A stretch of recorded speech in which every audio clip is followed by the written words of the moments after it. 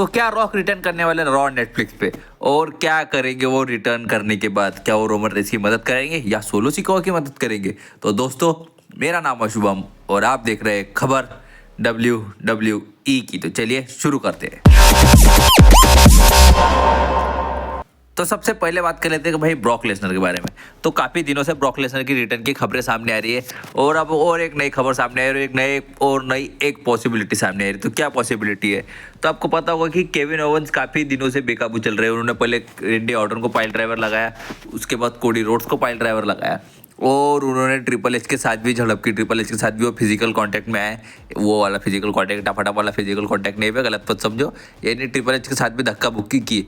तो अब ऐसा हो सकता है कि ट्रिपल एच केविन ओवेंस को सबक सिखाने के लिए ब्रॉक लेसनर को रिटर्न कराए और ब्रॉक लेसनर रिटर्न करते पूरी तरह डिस्ट्रॉय कर दे केविन ओवेंस को, यानी इतना गंदा मारे कि केविन ओवेंस को भाई हॉस्पिटलाइज करना पड़ जाए। ऐसा WWE दिखा सकती है, ब्रॉक लेसनर को रिटर्न करा के केविन ओवेंस को पनिश करा सकती है।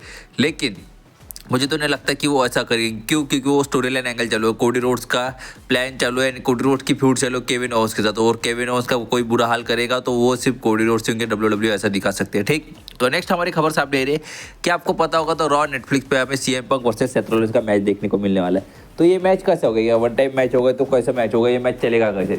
तो सबसे पहली खबर सामने आ रही है कि WWE का प्लान ये है कि ये मैच चलेगा ही नहीं, यानी मैच चलेगा नहीं, यानी ये मैच कभी शुरू ही नहीं होगा। दोनों सुपरस्टार रिंग में एंट्री करते ही एक दूसरे से ब्रॉल करने लग जाएंगे, यानी रेफरी को मैच चालू करने का मौका ही नहीं मिलेगा। दोनों इतनी बुरी तरह ब्रॉल करेंगे, ब्रॉल करते करते शायद ये मैच नो कॉन्टेस्ट में ऐड हो जाए या फिर चालू ही ना हो पाए। इतनी बुरी तरह ब्रॉल करे, रिंग में ब्रॉल करे, एक दूसरे के ऊपर स्टील चेयर से अटैक करे, कैंडल स्टिक से अटैक करे, मारते मारते एक दूसरे को अनाउंसर टेबल पे पटक दे, ऑडियंस के बीच में ले जाए, ऐसा कुछ WWE दिखा सकती है। और फिर उसके बाद इनका हमें नेक्स्ट मैच देखने को मिल सकता है फिर रॉयल नंबर पेपर व्यू में, और उसके बाद इनकी फ्यूड अब आखिरी मैच होगा फिर इनका शायद रेसलमेनिया में ये दोनों सुपरस्टार आखिरी मैच लड़ेंगे। वो भी पॉसिबली स्टील केज मैच हो सकता है, जहाँ पे दोनों सुपरस्टार अपने एक दूसरे को लड़ते लड़ते घायल कर दिया, फिर CM पंक हार जाए, जीत जाए। ठीक, फिर नेक्स्ट चीज हमारी सामने आ रही है कि केविन ओवेंस ने एक बैन मूव यूज किया था कोडी रोड्स के खिलाफ, पैकेज पाइल ड्राइवर, और रेंडी ऑर्टन के खिलाफ पाइल ड्राइवर। तो इससे क्या कहना चाहिए WWE? तो भाई इससे WWE का ये कहना है कि केविन ओवेंस के खिलाफ भी कुछ बैन मूव्स का यूज हो सकता है। क्यों? क्योंकि कोडी रोड बता सकते हैं केविन ओवेंस को, भाई केविन ओवेंस तुझे ही सिर्फ बैन मूव यूज़ करना नहीं है तो मुझे भी आते हैं। तो उसमें से कुछ मूव्स के नाम सामने आ रहे हैं। सबसे पहले नाम है वर्टी ब्रेकर। तो कोडी रोड्स ये मूव पहले भी यूज़ कर चुके थे जब वो AEW में थे, उनका प्रॉपरली फिनिशर भी था, वो ये मूव फिनिशर की तरह यूज़ भी करते थे क्रॉस रोड के अलावा। और फिर उसके बाद दूसरा मूव आता है the original pedigree. Original pedigree कैसी होती है?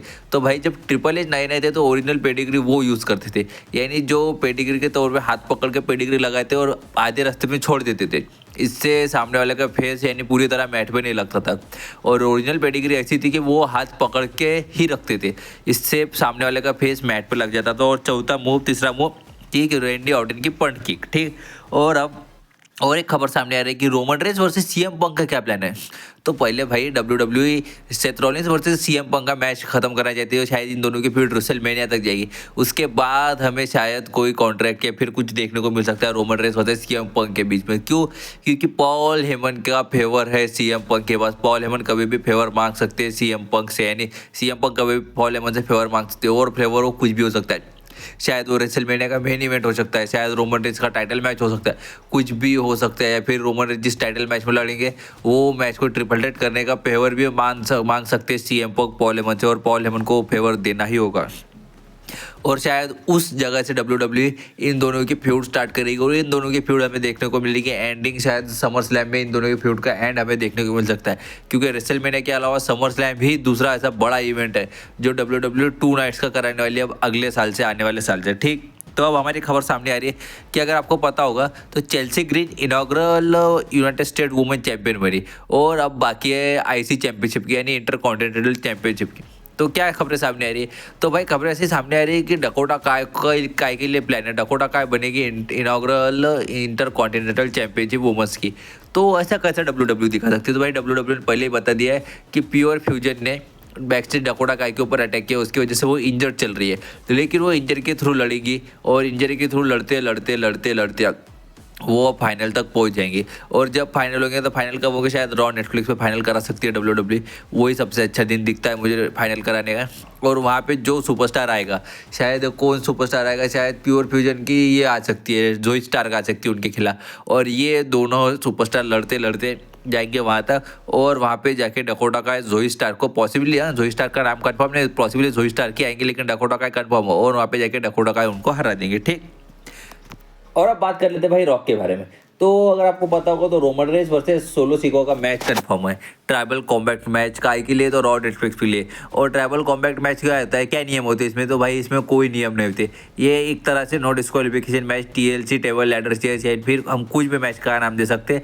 ये उस तरह के मैचेस होते हैं, यानी कोई भी चेयर इस्तेमाल करो, कोई भी टेबल इस्तेमाल करो, कोई भी चीज़ इस्तेमाल करो, कोई भी हथियार इस्तेमाल करो, कोई भी इंटरफेयर करो, भाई कोई फर्क नहीं पड़ता है। और वहाँ पे सोलो सिकाओ के पास सबसे बड़ा तुरुप का इक्का कोड है, तो जेकब फाटू। तो जेकब फाटू वहाँ पे इंटरफेयर करते हुए दिखाई देंगे। और ऐसा दिख सकता है हमें कि जेकब फाटू को से बचाने के लिए रोमन रेंस को रॉक रिटर्न करे और जेकब फाटू को साइड में लगा दे।